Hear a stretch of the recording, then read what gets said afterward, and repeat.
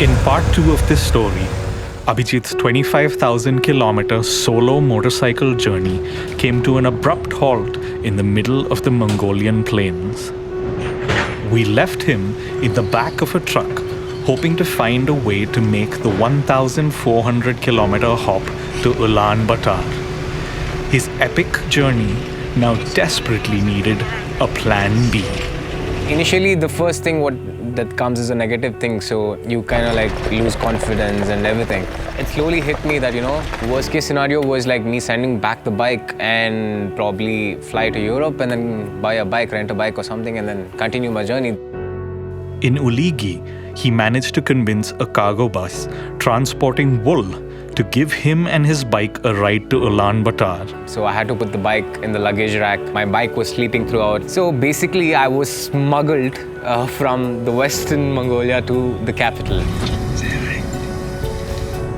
Reminiscent of an illegal stowaway, Abijith made his way to the capital city. Ulaanbaatar, home to more than half of Mongolia's population. What were the odds that Abijith would find Koji Ajito, just the man for the job at hand? A former Dhaka mechanic from Japan, Koji had fallen in love with Mongolia and moved there to set up a garage. So, this is Oasis's guest house, and a lot of tires here. With his bike in the capable hands of Koji, Abijith explored Oasis Guest House, a stop for almost every overlander that passes through Mongolia. Are you ready for Mongolia? I don't know. This bike is just as old as me. Guess who I met again? Hi, Matthias. We met in Kyrgyzstan like the first time, and now we meet again. Back at Koji's garage, a partially stripped bike exposed multiple cracks in the frame. The best they could do was weld splints around these cracks and hope for the best. Abijith mentally prepared himself to continue the trip with this temporary fix.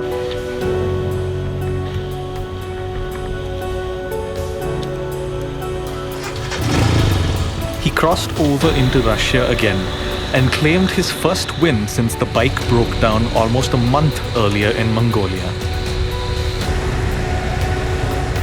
Lake Baikal, the largest freshwater lake in the world.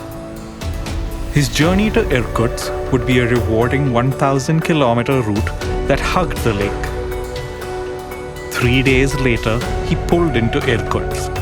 This is where he would board the Trans-Siberian train to Moscow.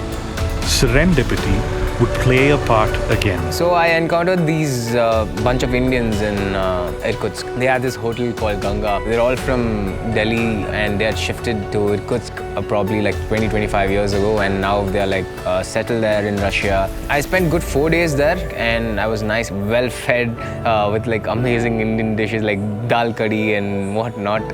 Okay, so this is my ride back to the hostel. On the third day, I actually met Mr. Aditya Raj Kapoor. He was on a Triumph Bonneville. I'm really proud and very happy to meet Abijith here, and I really wish I had done this at his age, and I'm envious of him. I'm envious of the energy that he has and the kind of work that he's been doing on his bike. So it was nice to meet an Indian overlander again outside India. I met also 2 boys from Bangalore who were studying medicine in Irkutsk. With the help of Akshay and Bharat, who spoke Russian, Abijith found safe passage for his motorcycle on the train. With some familiar Indian food in his tummy, he bid farewell to them and started another epic chapter. A 5,200-kilometer train journey, making his way across the largest country in the world. The Trans-Siberian Express was everything he could have asked for and more. But a new challenge was looming. Abijith's Russian visa was just days away from expiring. He would have to get to Moscow, ride 700 kilometers to the Russian border, cross over into Latvia, and all this before his visa expired. Would he make it in time?